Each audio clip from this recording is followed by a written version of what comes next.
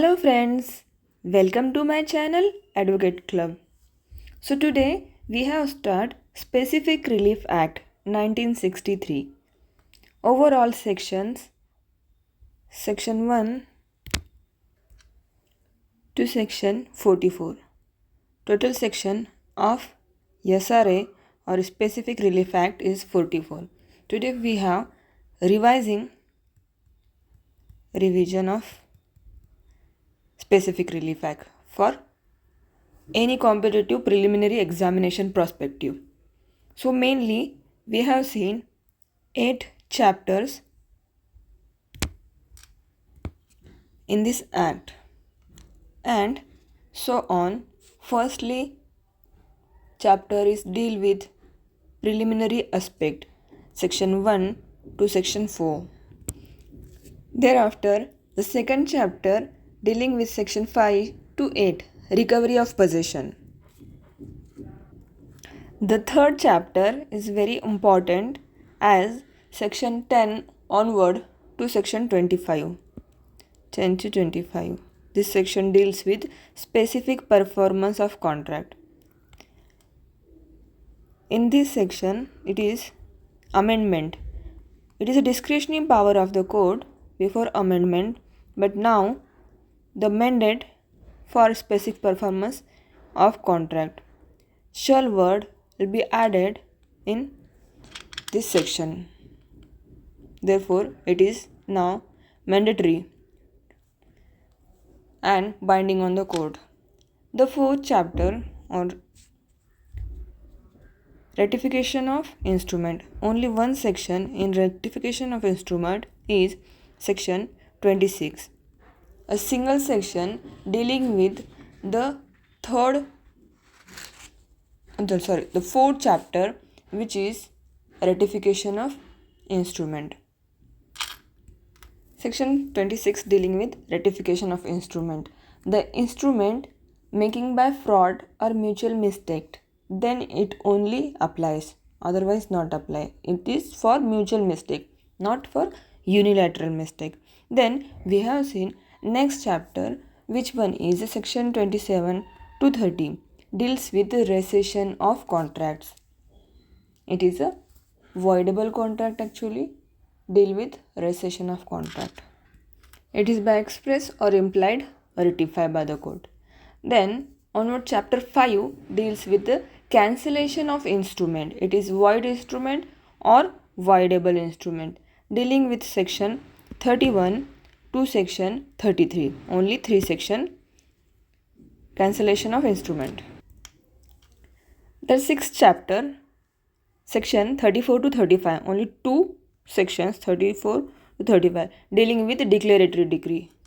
And the last chapter of SRA is section 36 to 44. That is a simple, smallest subject CRPC. 44 sections. The last chapter dealing with section chapter 7 with preventive relief. That is a spectrum of the Specific Relief Act. Only 7 chapter dealing with this all chapters 4, 2nd, 3rd, 7, and the enactment date of Specific Relief Act is 1st of March 1964. 1st of March 1964. It is also important for examination perspective. Now we have seen some of the important definition. Thereafter we can start onwards the next section. In the section 2, it deals with definition clause. First definition is obligation. Obligation includes duty enforced by law. That's it. Obligation means duty enforced by law. Next definition is settlement. B clause. Settlement means any instrument other than will, codicil, interest, movable or immovable property dispose of. That is the keywords of the definition. Dispose of any instrument or important. What is important for examination perspective other than will or codicil. तो इस पे friends MCQ में question बहुत आराम से बन जाते हैं. Next is a trust. Trust is only important wise question क्या आता है section 3 of Indian trust act, कौन से एक्ट में ट्रस्ट की डेफिनेशन दी हुई है? ट्रस्ट एक्ट देगा वो, कॉन्ट्रैक्ट एक्ट का ये आ जाएगा MCQ सेकंड वाला, आपको ट्रांसफर ऑफ प्रॉपर्टी आ जाएगा, जनरल क्लॉजेस एक्ट आ जाएगा। तो आपको पता होना चाहिए कि ट्रस्ट की डेफिनेशन इंडियन ट्रस्ट एक्ट में जो दी हुई है सेक्शन 3 में वो लगती है, इसलिए इंपॉर्टेंट रहता है। एंड द डी और fourth definition is a trustee. Trustee include person holding property, that's it. जो प्रॉपर्टी ट्रस्ट की होल्ड करता है उसको ट्रस्टी बोला जाता है। And the last definition, actually इसमें बताया जा रहा है कि अगर यहाँ पर किसी डेफिनेशन को एक्सप्लेन नहीं किया गया और कोई वर्ड लग रहा है तो जो भी डेफिनेशन इंडियन कॉन्ट्रैक्ट में एक्ट में दी हुई है वो यहाँ पर एप्लीकेबल होगी। अभी तो हमने देख लिया डेफिनेशन क्लॉज। सब इंपॉर्टेंट क्वेश्चंस जो रिलेटेड एग्जामिनेशन पूछे जा सकते हैं इसमें कॉन्करेंट लिस्ट में आता है। फर्स्ट तो ये एक्ट कहाँ पर आता है? ये कॉन्करेंट लिस्ट से डील करता है। And next one is a non exhaustive, ये नॉन एग्जॉस्टिव एक्ट है। ये भी क्वेश्चन MCQ में बहुत आसानी से बनते हैं फ्रेंड, तो ये आप याद रखिएगा। एक नॉन एग्जॉस्टिव है पहले तो ये, एंड ये लॉ ऑफ इक्विटी पे बेस्ड है। टोटल सेक्शंस में हमने देख लिया, रेमेडी प्रोवाइड करता है सेक्शन, पूरा हमारा SRA एक्ट इक्विटी पे बेस्ड है। और उसमें एक इम्पॉर्टेंट जो अमेंडमेंट हुई थी वो अमेंडमेंट हुई थी 1 अक्टूबर 2018 में। सबसे बड़ी अमेंडमेंट थी ये सारी की, ये इंपॉर्टेंट है, ये भी पूछा जा सकता है कि कब हुई थी अमेंडमेंट। तो 1 अक्टूबर 2018 में अमेंड हुआ था ये। देन हम स्टार्ट करते हैं हमारा रिवीजन, जो अब मेनली शॉर्ट करने की कोशिश करते हैं। फर्स्ट पार्ट हमने देख लिया, एक short title, extend and commencement. तो कमेंसमेंट हमने देख लिया ऊपर, इसी कमेंसमेंट डेट क्या है? 1 मार्च 1964। देन इसका एक्सटेंड कहाँ पर होता है? It is whole of India. Jammu and Kashmir एक स्टेप था, अब वो एक्सेप्ट नहीं रहा 2019 के बाद। देन डेफिनेशन क्लॉज में हमने डेफिनेशन देख ली, 4 डेफिनेशन आती है। Saving clause section 3 not important. Then section 4 it is civil right not for enforcing for penal law. ये पिनल लॉ पे क्या होता है? एप्लीकेबल नहीं होता है, ओनली फॉर सिविल राइट्स को क्या करता है ये? एप्लीकेबल है। इंडिविजुअल सिविल राइट, वो भी इस पर भी क्वेश्चन बनता है। Individual civil right, individual criminal right, only civil right, only criminal right. तो individual civil right is the correct answer. Second part of SRA is specific relief. Specific relief act section 5 and section 6. Section actually 5 to 8 is a bulk. Section 5 क्या बोलता है? 5 और 6 ये 2 of them deals with immovable property and remaining 7 8 deals with movable property. जैसे कि यहाँ पर हम देख ही सकते हैं, मूवेबल प्रॉपर्टी से डील करते हैं ये दो, और ये मूवेबल प्रॉपर्टी से डील करते हैं। ओके, सेक्शन 5 का फर्स्ट पैरा बताता है कि CPC के थ्रू, जैसे CPC के रूल है उस थ्रू क्या कर सकते हैं आप? उसका रिकवरी ऑफ पोजेशन करके ले सकते हो। और पोजेशन रिकवर करने का लिमिटेशन जो यहाँ पर है ये 12 ईयर लिमिटेशन दिया हुआ है। जो ओनर होता है ऑफ द प्रॉपर्टी वो कैन रिटेन योर, उसका प्रॉपर्टी जो वो वापस ले सकता है, उसको लिमिटेशन 12 ईयर है। और इसका जो सूट होता है वो एक जनरल सूट होता है। वाई? बिकॉज सेक्शन 6 का जो होता है वो समरी सूट होता है, ये इसमें डिफरेंस होता है। और यहाँ पे जो इसमें क्वेश्चन बनेंगे सिर्फ मैं आपको वो पॉइंट्स दे रही हूँ फ्रेंड्स। जनरल सूट होता है, एंड गवर्नमेंट के अगेंस्ट भी हम लोग क्या कर सकते हैं? सूट फाइल कर सकते हैं। गवर्नमेंट के अगेंस्ट सूट, गवर्नमेंट सूट क्या है? फाइल कर सकते हैं। यहाँ पर सेक्शन 6 में नहीं कर सकते। यहाँ पर पजेसरी टाइटल होता है, आपको क्या होता है? यहाँ पर पजेसरी टाइटल मिलता है। इट मीन्स आपका टाइटल होना नेसेसरी होगा। उसके बाद इसका नेक्स्ट इंपॉर्टेंट बात बनता है प्रीवियस टाइटल, सेक्शन 6 में चला जाता है। यहाँ पर पजेसरी टाइटल भी ले सकते हो आप, and previous title, both title you can claim in the section 5, previous title and possession title. And इसमें आप अपील भी कर सकते हो, अपील भी कर सकते हो। वाई? बिकॉज अब ये सेक्शन 6 में ये सब नहीं हो सकता, एंड इसमें क्वेश्चन बन जाते हैं। सेक्शन 6 क्या बताता है? प्रीवियस पोजेशन होना पड़ेगा। तो सेक्शन 6 क्या करता है? खाली प्रीवियस पोजेशन लगेगा सेक्शन 6 में। Other than due course of law dispossess करा हुआ होना चाहिए। ये पर्सन को क्या कराना चाहिए? डिस्पोजेस करा हुआ होना चाहिए। ओके, डिस्पोजेस कैसा डिस्पोजेस होना चाहिए? Other than due course of law. और इसका लिमिटेशन जो है सूट फाइल करने का सेक्शन 6 का वो है 6 मंथ। 6 का 6 मंथ, जगह नहीं इसलिए कर रही हूँ ऐसा, चलिए यहाँ लिख लेते हैं। 6 मंथ लिमिटेशन है सूट फाइल करने के लिए। एंड नॉट अगेंस्ट गवर्नमेंट, तो गवर्नमेंट के अगेंस्ट जो है सेक्शन 6 में नॉट अगेंस्ट गवर्नमेंट, गवर्नमेंट के आगे सूट फाइल नहीं कर सकते। And it is summary trial, वो ऊपर का रेगुलर ट्रायल था सेक्शन 5, ये समरी ट्रायल होता है। नो अपील एंड रिव्यू, इसमें नो अपील भी नहीं होता है सेक्शन 6 में, ना रिव्यू होता है। नो अपील और review. Next section 7। Section 7 deal with also, section 7 भी बताता है कि सीपीसी जिसकी तरह ही क्या होगा, मूवेबल प्रॉपर्टी से डील करेगा, जिस तरह से सीपीसी बताता है उसी तरह से ये डील करेगा। नेक्स्ट सेक्शन है section 8, not owner by possession movable property entitle person. Immediate possession, वो खुद ओनर नहीं होगा लेकिन इमीडिएट पोजेशन के लिए इंटाइटल्ड होगा, उसके पास पोजेशन में होगी वो प्रॉपर्टी, देन उसको इमीडिएट कोर्ट में डायरेक्ट क्या करेगा, उसके एजेंट को या ट्रस्टी को, या नॉट एडिक्वेट रिप्रेजेंटेड होगा तो नहीं मिलेगा, नो डैमेज असर्टेन होगा इसमें तो मिलेगा, रॉन्गफुल लॉस कॉज होने वाला होगा नहीं तो मिलेगा। किसको मिलेगा, एजेंट और ट्रस्टी को भी मिल सकता है। ये तीनों को कोर्ट क्या करता है, कोर्ट में डायरेक्ट इफ़ एजेंट ट्रस्टी और उसमें कोई एडिक्वेट रिलीफ नहीं होगा, नो डैमेज असर्टेन करने वाला होगा उसमें, और रॉन्गफुल लॉस जो होगा, हार्डशिप जो होगी होने वाली होगी। तो ऐसे 4 पॉइंट्स इसमें दिए हुए हैं। देन कोर्ट क्या करेंगे, डायरेक्ट करेंगे इमीडिएट पोजेशन के लिए, immediate possession directed by court to the owner. Next chapter है second chapter, specific performance of contract. So specific performance of contract कब मिलता है। सेक्शन 9 इस जनरल सेक्शन है, defences respecting to suit for relief based on contract. तो based on contract क्या होते हैं, तब मिलेगा इसमें रिलीफ। देन उसके बाद हमको मिलेगा section 10। Section 10 is a important section, इसमें बताता है कि performance of contract.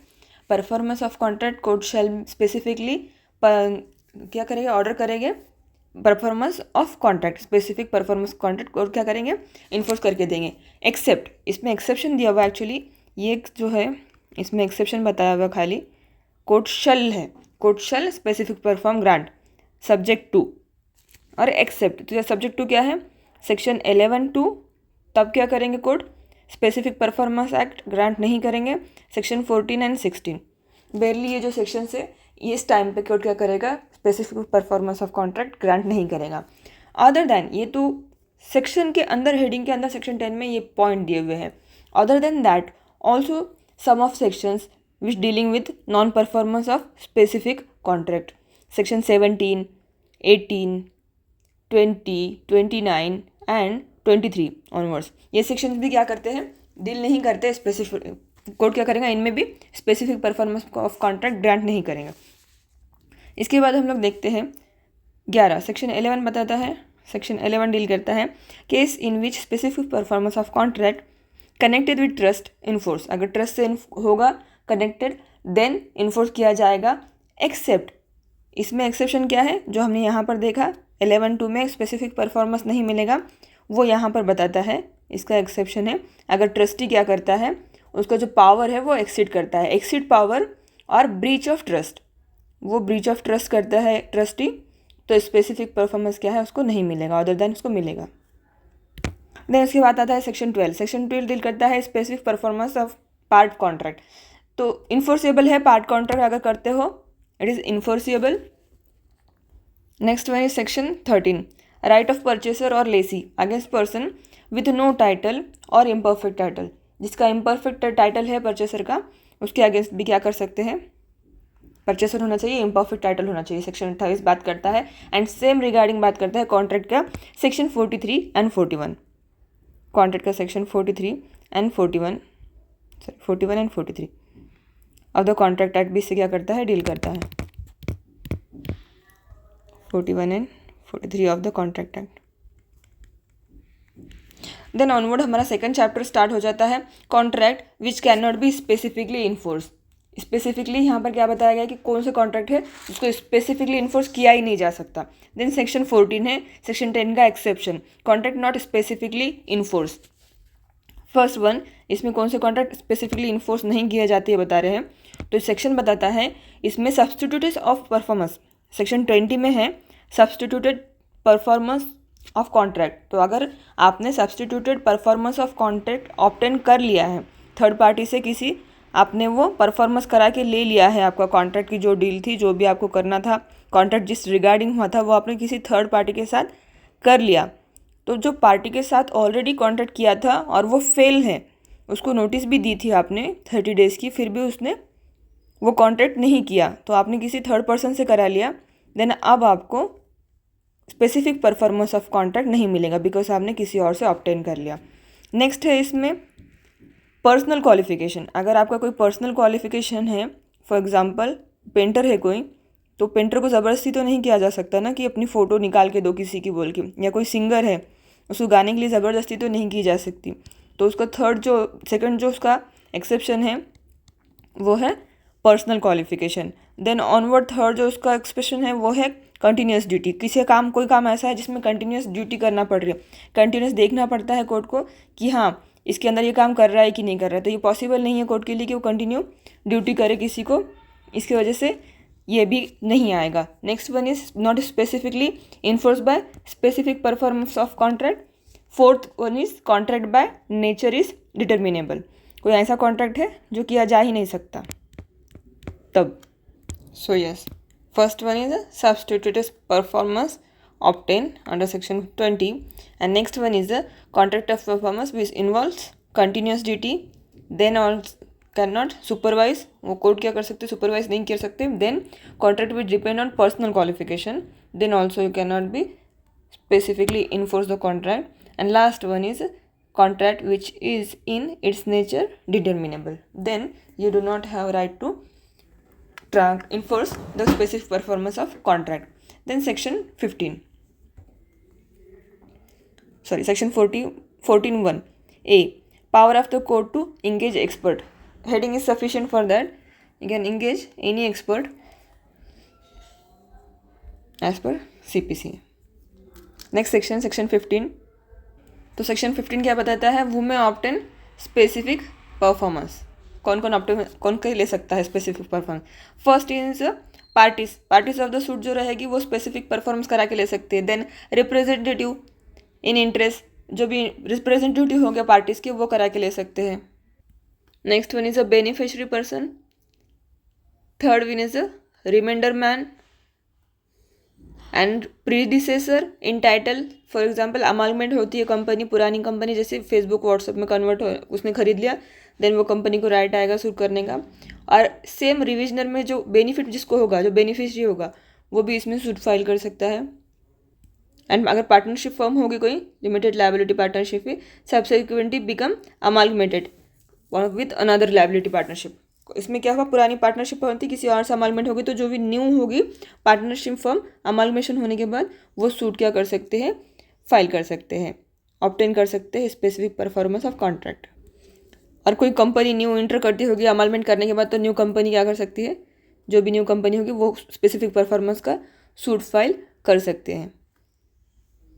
Then next section 16 deals with personal bar to relief. Personal bar to relief कब मिलेगा, तो इसमें 4 पॉइंट्स बताए हुए। पहला आता है अगर आपने सब्सटीट्यूटेड परफॉर्मेंस क्या किया, ऑब्टेन कर लिया एज पर सेक्शन 20, ये भी 2018 के अमेंडमेंट से रिप्लेस किया हुआ है फ्रेंड। देन उसके बाद आता है अगर आपने क्या किया, incapable to perform his part, खुद का जो पार्ट है वो परफॉर्म करने के लिए आप इनकैपेबल हो गए, become incapable to performing parts और violate any essential term of the contract, then क्या होगा, आप वो परफॉर्मेंस करने के लिए बाहर हो जाओगे, रिलीफ नहीं मिलेगा आपको। देन ऑनवर्ड हमारा 3 आता है वॉयलेट टर्म्स, कोई टर्म को वॉयलेट कर दिया आपने तो fails to prove essential terms and reading and willingness नहीं होगा आपका तो। And the fourth one is readiness and willingness. 3 है ऐसे दिखाए हुए, लेकिन इसमें फेल्स टू प्रूव और रेडिंगनेस विलीनेस ऐसे 4 पॉइंट बन जाते हैं, वॉयलेट करता है टर्म कंडीशन तभी। देन नेक्स्ट सेक्शन हमारा स्टार्ट होता है सेक्शन 17। इसमें इतना ही है कि टाइटल नहीं होगा, no title not specific performance enforceable. Title नहीं होगा तो स्पेसिफिक परफॉर्मेंस इन्फोर्स करके नहीं लिया जा सकता। नेक्स्ट सेक्शन 18 डील करता है नॉन इन्फोर्समेंट। कब, एक्सेप्ट विथ वेरिएशन, अगर कुछ चेंजेस करना नेसेसरी होगा उसके बाद ही इन्फोर्समेंट होगा, तभी इन्फोर्समेंट होगा, अदरवाइज इन्फोर्समेंट नहीं होगा तो नहीं होगा। फॉर मिस्टेक मिस रिप्रेजेंटेशन करते हैं रिटर्न कॉन्ट्रैक्ट में कोई परफॉर्म करने के लिए, तो इफेक्ट डिफरेंट होता है उसका। अगर कोई नॉट कंटेंट टू टर्म्स, जो पहले के टर्म्स थे उससे वो सिमिलैरिटी नहीं रखता है between basic which defendant enter into contract, then भी क्या होगा, इन्फोर्समेंट नहीं कर सकते, बिकॉज आपने उसमें बोला ही ऐसा है कि वो चेंजेस करने के बाद ही वो कॉन्ट्रैक्ट होगा, और आपने नहीं किया वेरिएशन उसमें, then it is also non performable. Next section 19 relief against party and person claiming under them by subsequent title. Subsequent title मिलता है उसके बाद कौन कौन क्या कर सकता है, परफॉर्मेंस करा के ले सकता है। तो इधर पार्टीज, सब्सिक्वेंट टाइटल होने के बाद इधर पार्टी करा के ले सकती है, बहुत पार्टी को राइट रहता है। रिलीफ अगेंस्ट, पार्टी के अगेंस्ट क्या रिलीफ ले सकते हैं, क्लेम कर सकते हैं, तो सेक्शन 19 डील करता है, वो इधर पार्टी कर सकते हैं। नेक्स्ट सेक्शन के पहले हम एक इसमें का पॉइंट देखेंगे, ये बहुत बार क्वेश्चन आ चुका है। एनी, सेकंड जो इसमें बी पॉइंट है, एनी अदर पर्सन क्लेमिंग, अगर इधर पार्टी के अलावा कोई थर्ड पर्सन, अदर पर्सन में थर्ड पर्सन क्या करता है, थर्ड पर्सन अगर क्लेम करता है, third person other person by title arising subsequent to the contract except, इसमें क्या है, except transferee for value who has paid his money in good faith without notice of original contract. इस time पे क्या होगा, third party भी कर सकती है। देन हमारा नेक्स्ट जो सेक्शन है ये है सेक्शन 20। ये अमेंडमेंट से आया था, 2018 के जो अमेंडमेंट हमने डिस्कस की पहले शुरू, वो अमेंडमेंट से ये सब्स्टिट्यूट किया गया हुआ है और ये सब्स्टिट्यूटेड परफॉर्मेंस ऑफ कॉन्ट्रैक्ट से डील करता है।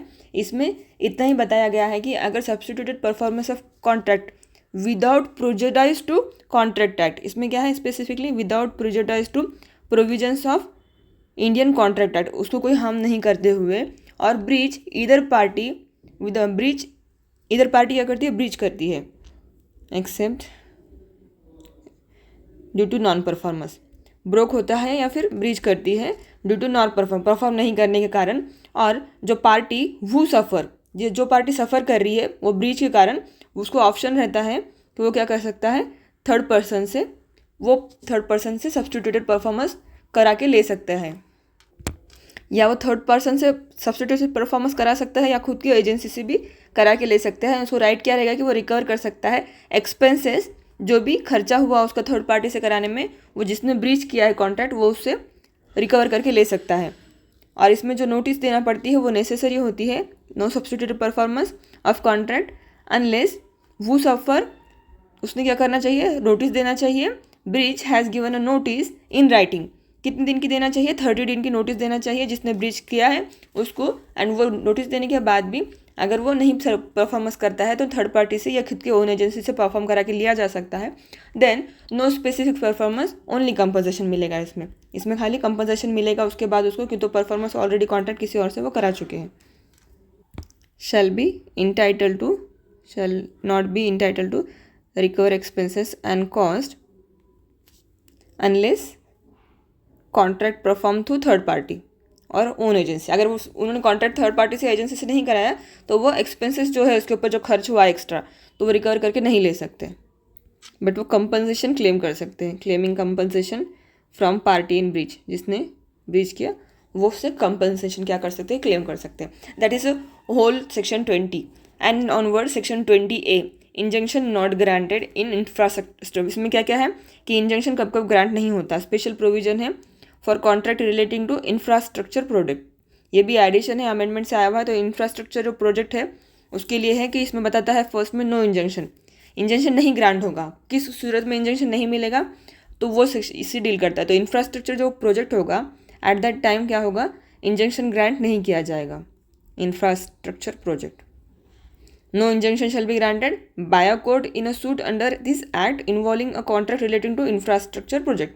तो इतना ही है इसमें स्पेसिफिक इन शेड्यूल, और शेड्यूल जो है इसका पीछे लास्ट में स्पेसिफिक रिलीफ एक्ट के वहाँ पर शेड्यूल दे रखा है कि इंफ्रास्ट्रक्चर प्रोजेक्ट किसको किसको बोला जाएगा।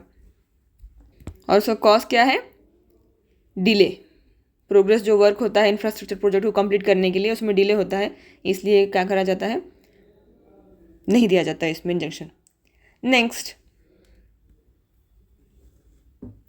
Special court, state government plus high court.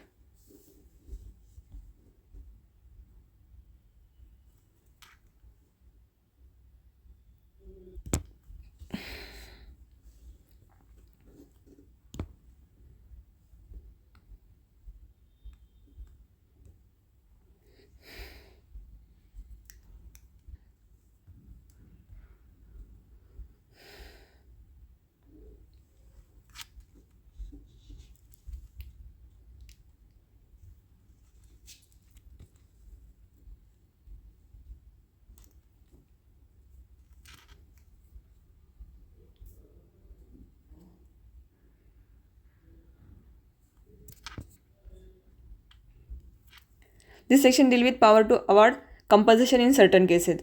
तो इसमें क्या होता है, कंपनसेशन भी मिलेगा स्पेसिफिक परफॉर्मेंस के साथ, इन एडिशन क्या होगा, इन एडिशन में मिलेगा, ये बताता है। पहले यहाँ पे इन एडिशन के साथ साथ प्लस में भी क्या होता था, वर्ड होता था, अभी हम लोग आगे देखेंगे इसमें बताऊंगी मैं आपको। तो इसमें सिर्फ एडिशन रहा है, बाकी अमेंडमेंट से जो है डिलीट हो चुका है, जहाँ स्टार्ट है वहाँ अमेंडमेंट आया है, इसकी वजह से स्टार है वहाँ पे, समझ लो आप। तो यहाँ पर सिर्फ एडिशन वर्ड रहा है, इतना स्पेसिफिकली इंपॉर्टेंट है इस सेक्शन में कि जहाँ पर भी एड ऑन में पावर है कोर्ट को कि वो कंपनसेशन भी ग्रांट कर सकते हैं। नेक्स्ट सेक्शन, अगर स्पेसिफिकली प्रेयर करते हो आप, सेक्शन 22 बताता है कि आप स्पेसिफिकली प्रे करते हो, देन पावर है कोर्ट को कि वो रिलीफ ग्रांट कर सकता है possession, partition, refund of earnest money के भी एक स्पेसिफिक परफॉर्मेंस के साथ साथ अगर आप प्रेयर में मेंशन करते हो तो ये एक्स्ट्रा भी जो रेमेडीज़ है आपको क्लेम करने के बाद कोर्ट क्या करेंगे, ग्रांट करके देंगे। लेकिन सीपीसी में आता है तो उसको छोड़ के, जो भी सीपीसी में बताया उसको छोड़ के, not with standing anything contain in the contrary contain in the CPC, contract जो इसमें कंटेंट करता है, मतलब इससे कॉन्ट्रावेंशन होता है सीपीसी से, उसको छोड़ के क्या करेंगे, वो इन एडिशन करेंगे to such performance. Separate position मांग सकते हैं आप, अर्नेस्ट मनी मांग सकते हो, डिपॉजिट पेड आपने जो किया है मांग सकते हो। स्पेसिफिकली क्लेम किया हुआ होना चाहिए तभी मिलेगा, अदरवाइज नो रिलीफ मिलेगी इसमें। सेक्शन 23 बताता है liquidation of damages not bar और to specific performance of contract. It means आपने कुछ मेंशन करके रखा है इन राइटिंग में विलिंगनेस से कि पे नहीं करेंगे कुछ समथिंग, देन अभी आप वो बार नहीं कर सकते। आपने बोला कि हम कभी स्पेसिफिक परफॉर्मेंस ऑफ कॉन्ट्रैक्ट लगाएंगे नहीं, और ऐसा डीड बना के रखने के बाद भी ऐसा नहीं है कि आपकी रिलीफ रेमेडी बार हो जाएंगी। आपको लिक्विडेटेड डैमेजेस मेंशन करने के बाद भी आपने बोला कि सिर्फ एक ही हज़ार नुकसान भरपाई दोगा, कुछ होता है तो कंपनसेशन, ऐसा लिखते हो आप तभी भी आपकी रेमेडी बार नहीं होती है। आप उसके वास्ते स्पेसिफिक परफॉर्मेंस का क्लेम सूट दाखिल कर सकते हो। Section 24 deals with bar of suit for compensation. Compensation को बार आ जाएगा कब, अगर breach after dismissal of suit for specific performance. क्या आपने क्या किया, डिसमिसल सूट हो गया स्पेसिफिक परफॉर्मेंस का कॉन्ट्रैक्ट के पार्ट के लिए, और बार करता है प्लेंटिफ को राइट को सू फॉर कंपनसेशन। क्या किया, बार किया प्लेंटिफ के राइट को के लिए, सू करने के लिए compensation for the breach of the contract और a part as the case may be, but shall not bar his right to sue for any other relief which may he be entitled by reason of such breach. तो इसमें क्या है, specifically dismiss हो जाता है आपका subsequent, आपका जो कंपनसेशन का राइट है वो बार हो जाता है। आपको एक साथ मांगना पड़ेगा, कुछ मांग रहे हो तो आप अलग अलग से नहीं बोल सकते कि मैं अलग से कंपनसेशन का सूट लगाऊंगा, अलग से स्पेसिफिक परफॉर्मेंस का सूट लगाएंगे। एक साथ लगाओगे तो आपको सब मिलेगा। Next, application of proceeding section to certain award and testamentary. Testamentary means क्या होता है, हमने देखा कि इंस्ट्रूमेंट होते हैं नॉन टेस्टामेंट्री इंस्ट्रूमेंट। ये टेस्टामेंट्री है, it means it is will, testamentary instrument. Direction to execute settlement, इसका डायरेक्शन कैसे दिया जाएगा ये बताता है कि by award by which it shall apply to contract shall apply to arbitration and conciliation act. Apply direction to, देखिए यहाँ पर friend, will and codicil, execute particular settlement से होगा, नॉट अप्लाई ओके स्पेसिफिकली। चलो ये कुछ ना एग्जाम पॉइंट ऑफ व्यू से स्पेसिफिक नहीं है। हमारा नेक्स्ट देखते हैं। तो यहाँ तक हमारे जो general specific performance of contract थे वो खत्म हो गए। अब यहाँ से स्पेसिफिक ऑफ परफॉर्मेंस चालू होगा। Section 26 onward, ratification of instrument. Chapter 3 deal with ratification of instrument. When instrument में भी रेटिफाई, इंस्ट्रूमेंट कब रेटिफाई किया जा सकता है, जब फ्रॉड और म्यूचुअल मिस्टेक होगा, फ्रॉड और mutual mistake by the party not express real intention, या फिर उनका एक्सप्रेस जो रियल इंटेंशन है, नॉट एक्सप्रेस उनका real intention, there real intention, then ratify the instrument. और इंस्ट्रूमेंट को क्या किया जा सकता है, रेटिफाई किया जा सकता है। अदर देन आर्टिकल और मेमोरेंडम ऑफ एसोसिएशन और कंपनी, इनको छोड़ के, other than other instrument writing में होगा, आर्टिकल एसोसिएशन ऑफ कंपनी को छोड़ के क्या कर सकते हैं, ये लोगों को रिमेन, ये इंक्लूड नहीं होगा। और फ्रॉड और म्यूचुअल मिस्टेक करते हैं और एक्सप्रेसली कुछ रियल इंटेंशन का एक्सप्रेस नहीं हो रहा है, देन आप रेटिफाइड कर सकते हो इंस्ट्रूमेंट को।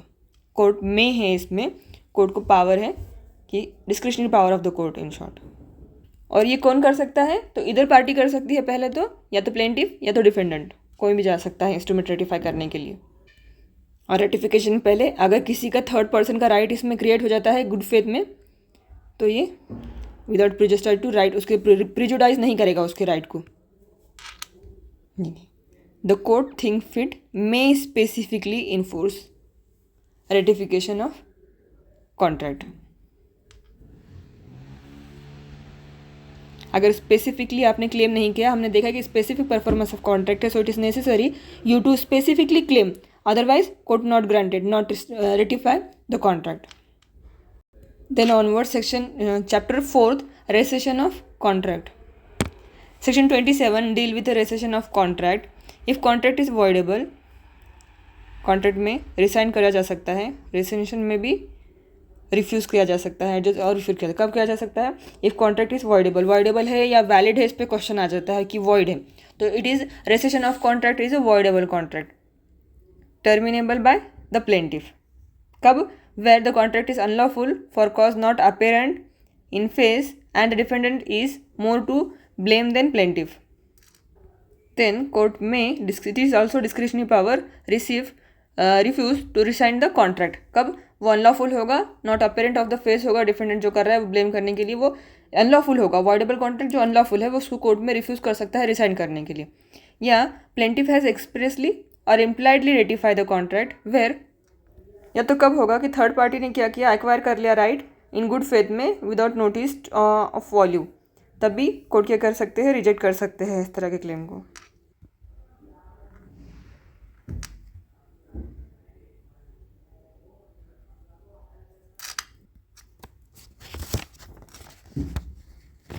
देन कोर्ट में refuse to resign contract on 4 grounds. और इसका कॉन्ट्रैक्ट क्या होना चाहिए, राइटिंग में होना चाहिए. नेक्स्ट सेक्शन, इफ़ यहाँ पे प्लेंटिफ क्या करते हैं, इंस्टीट्यूट करते हैं सूट स्पेसिफिक परफॉर्मेंस का, तो कॉन्ट्रैक्ट में राइटिंग में क्या कर सकता है, अल्टरनेटिव प्रे रिसाइन मांग सकता है. Contract can not be specifically enforce, it में रिसाइंड, अगर नहीं स्पेसिफिकली इन्फोर्स हो रहा है तो रिसाइन करो या कैंसिल करो, तो एक प्रेयर में भी वो कोर्ट से मांग सकता है. अगर कोर्ट ने रिफ्यूज़ कर दिया कॉन्ट्रैक्ट स्पेसिफिकली इन्फोर्स करने का, तो डायरेक्शन कर सकता है रिसाइन करने के लिए अकॉर्डिंगली जो कोर्ट के डायरेक्शन होंगे. And section 13 deal with court में it is also discretionary power of the court require parties to rescinding to do equity करो, मतलब आपने अगर वो कॉन्ट्रैक्ट रिसाइन किया है तो जो अंडू करो, पहले जो कंडीशन में था अगर कुछ नुकसान हुआ तो उसको भरपाई भी दो. It is equity based, law of equity है, सारे हमने पहले ही देखा. तो इक्विटी करने के लिए बोलता है कोर्ट, किसी का भी नुकसान नहीं होना चाहिए. अगर वो रिस्टोर नहीं कर सकता अदर पार्टी पहले की जो सिचुएशन थी उसमें, तो वो कंपनसेट करे उस पार्टी को, जस्टिस रिक्वायर है. देन स्टार्ट होता है हमारा chapter 5 which is dealing with cancellation of instrument.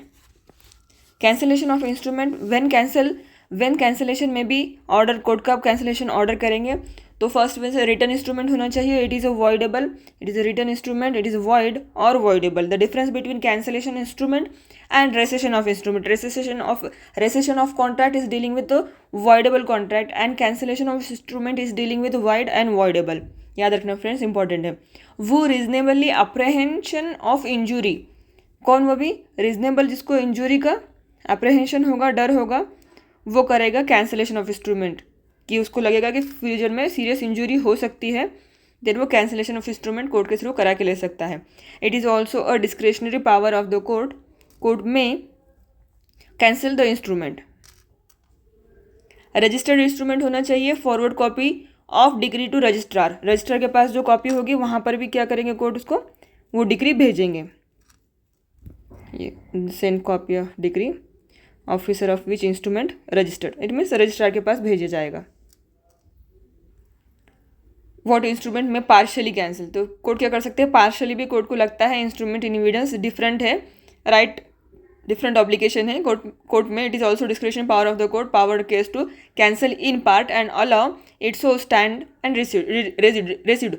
क्यों? क्योंकि अगर कैंसिल पार्ट हो सकते हैं उसके, तो पार्ट में भी कोर्ट क्या कर सकते हैं, ग्रांट कर सकते हैं cancellation of degree. Then next section which is important for us, chapter 6 dealing with declaratory degree. Declaratory degree में क्या होता है, first one is necessary person, any person is entitle to this legal character, वो entitle हो discretion of court as to declaration of statue और right.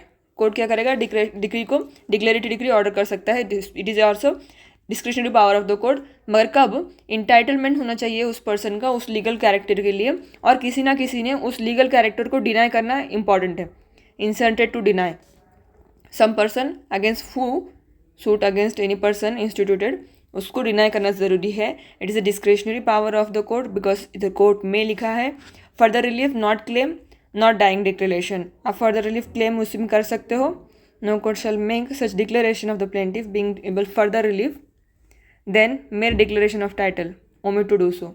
Further relief भी आपको साथ में मांगना पड़ेगा उसके। अलग से आप ये नहीं बोल सकते हो कि मैंने अभी डिक्लेयर लगा दिया, अब मेरे को डिक्लेयर करके दो, उसके बाद मैं आगे का रिलीफ मांगूंगा कि मैं अलग से पार्टी से सूट करूंगा, अगर अलग से कंपनसेशन के लिए अलग करूंगा या प्रिवेंशन के लिए अलग करूंगा। इस तरह से नहीं मान सकते, एक ही सूट में आपको सब लगाना पड़ेगा, ये बताता है कोड। और बाइंडिंग किस किस पे होती है डिक्लेरेटिव डिक्री, इसमें पर्सन इंटरेस्टेड टू डिनाई होना चाहिए। Section 35 dealing with the effect of declaration to whom binding the decree. The declaration made by the under this chapter is binding. किस पे binding होता है? Only to the parties of the suit. First, parties of the suit are representative person claiming through them respectively, and where any of the parties are trustee or trustee on the person of whom, if in existence the date of declaration, such parties would be trustee.